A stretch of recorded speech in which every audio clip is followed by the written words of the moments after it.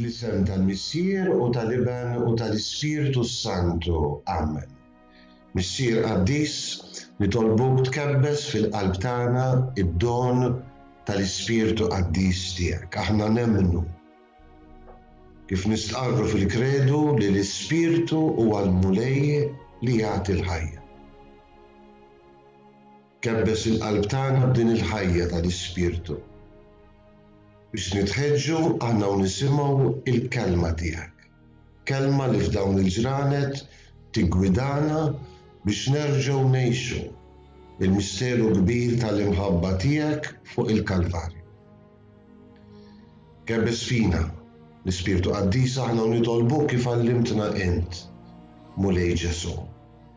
Missierna li inti fis-smawiet jitqaddes ismek, tiġi saltnatek, ikun li trid int kif is-sema iqda fl-art. Ħobsna ta' kuljum għatina llum, aħfrinna b'nubietna bħalma naħfru lil min hu ħati għalina u la ddaħħalniex fit-tiġrib iżda ħlisna mid-deni. Marija, Omm il-kelma talla, itlob għalina fl-isem tal-Missier u tal-Iben u tal-Ispiritu Santu. Amen. Ekku, nsemmilkom lilkom li qed issegwu dawn ir-riflessjonijiet matul din il-ġimgħa mqazza 2020 permezz tal-paġna Facebook tad-Djoċesi tal-Knisja ta' Għawdex. Insemmilkom minn qalbi. Ekku, il-bieraħ ħadd il-palm irriflettejna ftit fuq id-dħul messjaniku ta' Ġesu fil-belt ta' Ġerusalem. Ħafna nies li kienu qed isegwuh flimkien mad-dixxipli u l-apostli ekku li Ġesu għamlu festa. Laqgħuh b'ferħ fuq fellu ta' ħmar il għaliex emmnu li dak Ġesu kien il-Messija li kellu jiġi. Mhux taf xejn smajna permezz tal-Vanġelu dik l-għajta ta' ferħ, Ożanna lil bin David, imbierek minn ġej f'isem il-mulej, Ożanna fl-ola tas-smawiet. Nixtieq inkompli nimmedita fuq xi siltiet mill-Vanġelu skont San Marka din it-tieni riflessjoni, kombinazzjoni dal-għodu kont qed nagħmel intervista fuq radju lokali u min kien qed jintervistani għalli li huwa l-aktar personaġġ li impressjonak fir-rakkonti tal-passjoni ta' Sidna Ġesu Kristu.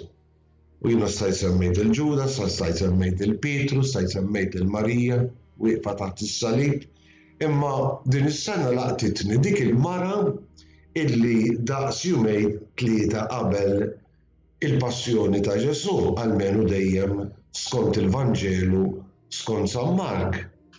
Daħlet fid-dar ta' Xmun il-Lebrus, kif sejrin nisimgħu mis-silta tal-Vanġelu li jażiltilkom, u dilkitlu rasu b'nart ifuħ, b'nart pur u bifuħ. Interessanti li Ġesu jagħlaq din is-silta tal-Vanġelu meta jgħid tassew ngħidilkom li kull fejn jixxandar l-Evanġelju fid-dinja kollha li għamlet din il-mara jingħatu wkoll b'tifkira tagħha. Imma ejjew nisimgħu ftit silta mill-Vanġelu skont San Mark. Jiena ftaħt il-Vanġelu għal min jixtieq jiftħu miegħi dejjem sabiħ li jkollna il-Vanġelu taħt idejna. Il-kapitlu 14 ta' San Mark ħanaqra minn vers 1 sa vers 9. Kienet baqa' jumejn għall-lejt u għall-għażmi u l-qassisin il-kbar u l-kittieba bdew ifittxu kif jaqblu lil Ġesu bil-qerq ta' moħħhom u jagħtuh il-mewt għax bdew jgħidu mhux fil-festa li ma tqumx xi rowwixta fil-poplu. U San Mark ikompli hekk. Ekku din hija s-silta li nixtieq nimmedita fuqha. Ġesu kien qiegħed jiekol għand Xmun il-Lebrus f'Betanja.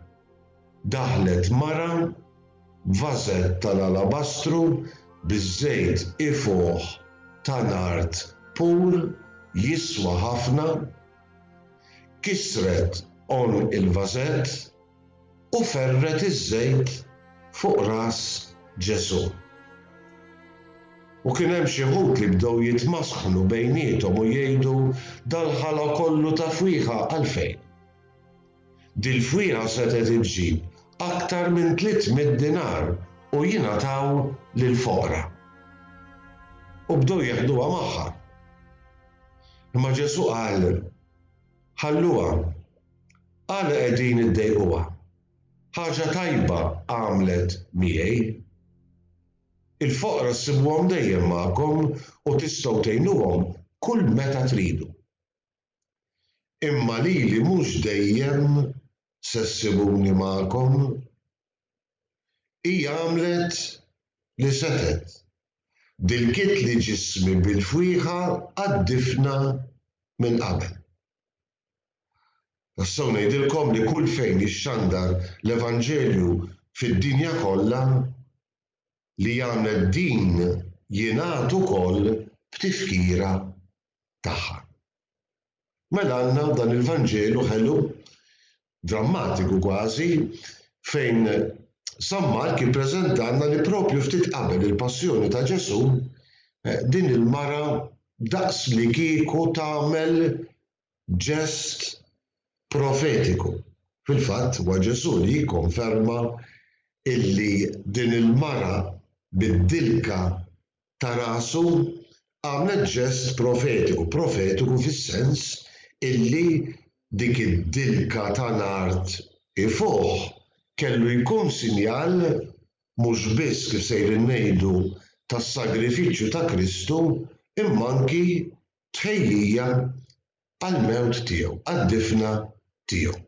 Imma permettuli f'din ir-riflessjoni ngħidilkom x'hemm qabel u wara dan il-Vanġelu għaliex il-kuntest kif jgħidulna l-istudjużi tal-Bibja dejjem jenna nifhmu it-test is-silta magħżula. Aħna qrajna l-ewwel parti, għandna dan it-tħammim, dan il-ftehim bejn il-qassisin il-kbar u l-kittieba biex ifittxu jaqbdu lil Ġesu anki jekk kellhom biża' jagħmluh fil-ġranet tal-festa tal-Għid għaliex setet rowwixta fil-poplu u mbagħad eżatt wara dan il-Vanġelu, ħaġa li nirriflettu fuqha għada jekk Alla jrid, għandna it-tradiment ta' Ġuda.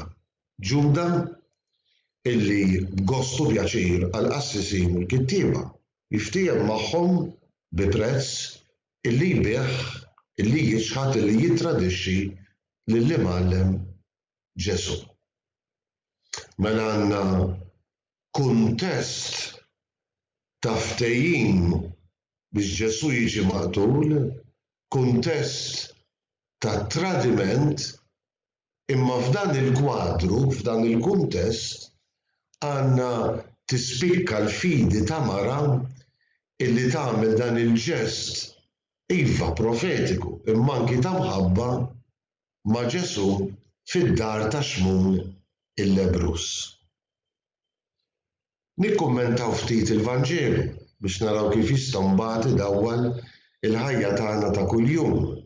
Mela Ġesu kien qiegħed Betanja, aħna l-bira ħedna li Betanja bil-lugdi tfisser f'sens wiesa' id-dar tal-fqir. U aħna għedna ekku Betanja tissemma għaliex il-fqir per eċċellenza dak li ċekken, dak li ħalla d-divinità biex isir bniedem bħalna f'kollox barra dnub ekku. Il-fqir per eċċellenza huwa Ġesu.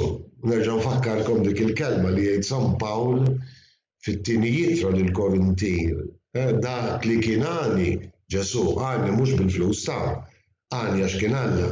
Ftaqar l-inkarnazzjoni, il-passjoni, il-mewt, biex permezz tal-faqar tiegħu nistgħu aħna nirċievu l-grazzja l-biberija ma' Alla. Mela Ġesu il-fqir per eċċellenza għal darba oħra jinsab Betanja. Il-Vanġeli spiss iġibu lil Ġesu Betanja dan ir-raħal daqs 2 mili bogħod minn Ġerusalemm, fejn Ġesu kien jieqaf spiss. Hemmhekk kien hemm id-dar bħalma nafu ta' Marta u Marija u ta' ħuhom Lażru. U Ġesu bħalma nafu mill-Vanġelu ta' San Luqa kien iħobb spiss jieqaf għand dawn l-aħwa illi skont San Ġwan kien iħobbhom ħafna. Din id-darba mhux qiegħed għandhom imma mistieden għand ċertu wieħed xmowni l-Lebrus. Issa ovvjament ma nimmaġinax li dan kellu l-lebra il-ġdiem meta stieden lin-nies. Xi kummentarji ta' dan il-Vanġelu jgħidu x'aktarx illi dan seta' kien wieħed mill-lebrużi illi Ġesu fejjaq fil-ministeru pubbliku tiegħu. Ġesu jiġi mistieden għandu. U Ġesu imur għand dan l-ex Lebrus, ovvjament Ġesu ma kellux problema, Ġesu kien imur għand kulħadd. Speċjalment il-foqra, speċjalment dawk kif jgħid Papa Franġisku tal-periferija. Ekku Ġesu jiekol ikla għand xmum lill-Lebrus. Ekku propju fil-kuntest ta' din l-ikla għandna l-ġest ta' din il-mara. Issa ħafna drabi meta nisimgħu dal-Vanġelu b'mod forsi żbaljat, ngħidu din hija l-Maddalena, din kienet mara midimba, San Mark ma jgħid xejn minn dan. Ma jagħtihiex isem ara San Ġwan pereżempju fil-Vanġelu tiegħu. Il-mara li tidħol tagħmel dan il-ġest lil Ġesu kienet Marija oħt Lażru. Fil-Vanġeli sinottiċi l-oħra hemm mara midimba li tagħmel il-ġest li taħsel riġlejn Ġesu bid-dmuħħa u tixxod tagħhom l-bxuxita. Għal San Mark probabbilment din mhijiex l-istess rajja, hija mara mingħajr isem il għaliex konna kemm aħna nistgħu nkunu din il-mara għalhekk iħallija mingħajr isem San Mark. Għandna din il-mara illi daħlet, erġgħu isimgħu il-kelmiet kemm huma sbieħ, daħlet vażett tal-alabastru biż-żejt fuq ta' nard pur, jiswa ħafna, kisret on il-vażett u ferret iż-żejt fuq ras Ġesu. Mela għandna din il-mara, Ġesu kien bil-qiegħda għall-ikel. Il-mistednin ġeneralment kienu joqogħdu paxxuti bil-qiegħda, kważi kważi mixfutin fuq naħa. Daħlet din il-mara ġabet magħha vażett tal-alabastru, issa diġà l-alabastru huwa materjal ħġieġ, speċi ta' ħġieġ ta' ċertu kwalità, imma dan kellu fih xi ħaġa li tiswa l-flus. Probabbilment dan il-naqra fl-ixkun tal-alabastru biż-żejt fuq ta' nard kien jiswa l-paga ta' sena sħiħa ta' ħaddiem, jiġifieri dan kien tas-sinjuri ta' xi ħadd, insomma jista'. Ma dil-mara ma kkuppax illi tkisser on il-vażett biex tiftħu.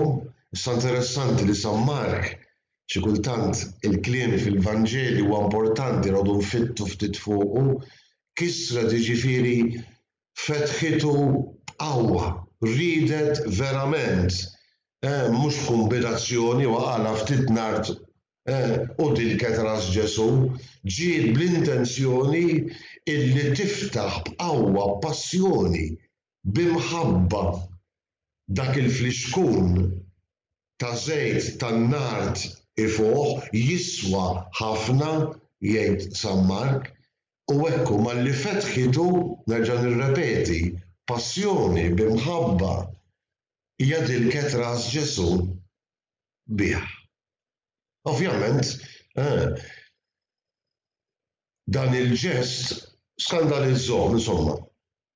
L-iskandlu fals ngħidlu jien, fake scandal, dak li jkun ta' parsi qiegħed jistaġeb bil-ħala fil-fatt il-Vanġelu smajnieh kien hemm min jgħid li bdew jitmasħnu bejniethom mhux biss qalu Ahmed fid-dar ta' Xmon il-Lebrus u mhux biss intqal ukoll il-kliem dal-ħala kollu ta' fwieħa għalfejn. Dil-fwieħa setet iġġib aktar minn 300 dinar u jingħataw lill-foqra. U mhux biss jitmasħnu u mhux biss jgħidu imma San Mark jgħid bdew jeħduha magħha. Hija reazzjoni fil-fatt tal-mistednin ta' Xmon il-Lebrus illi jista' jkun ma kellhomx dak l-apprezzament tal-qalb li kellha din il-mara għal Ġesu, ma kellhomx dak l-istess apprezzament. Ġesu japprezza ħafna l-ġest ta' din il-mara li biex ngħidlek bħall-arma fqira li tixħet il-munita żgħira tefet kollox. Il-Vanġelu ta' San Luqa l-Evanġelista jfakkarna ekku f'dik l-arma li tat kollox lill-Alla. Ekku b'mod differenti dan iż-żejt ifuh, dan iż-żejt jiswa ħafna huwa sinjal tal-passjoni ta' mħabba, tal-apprezzament kbir, tal-għotja tagħha nnifisha lil Ġesu ta' din il-mara li tilkitlu rasu. Mhux taf xejn li Ġesu jgħid isma' l-foqra qegħdin dejjem magħkom tistgħu dejjem tgħinuhom, jien imma lili mhux dejjem se ssibuni magħkom. Ovvjament Ġesu kien jaf illi bdew jittikkjaw il-minuti biex tibda il-passjoni ħarxa li kellha twassal sal-mewt tiegħu fuq is-salib. Hija għamlet li setet dil-kitli ġismi bil-fwieħa għad-difna minn qabel. Mbagħad dik il-kelma sabiħa immens diġà semmejniha darbtejn, nsemmija tielet darba kull fejn jixxandar l-Evanġelju fid-dinja kollha li għamlet din jingħatu wkoll b'tifkira tagħha. Aħna ma nafux din il-mara kienx taf x'kien se jiġri lil Ġesu, imma il-ġest tagħha isir profetiku il għaliex bid-dilka ta' ras Ġesu biż-żejt ifuh ta' nard pur.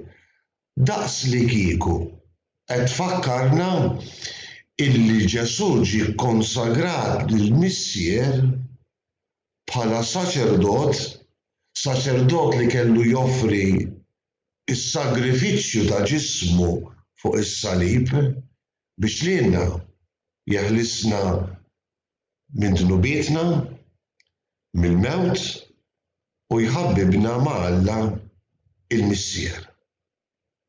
Kieku nħarsu ftit lura lejn il-Vanġelu, jekk inġibu quddiem għajnejna il-mamudija ta' Ġesu fix-xmara Ġordan u l-inżul tal-Ispiritu Santu, hemmhekk għandna l-konsagrazzjoni profetika ta' Ġesu.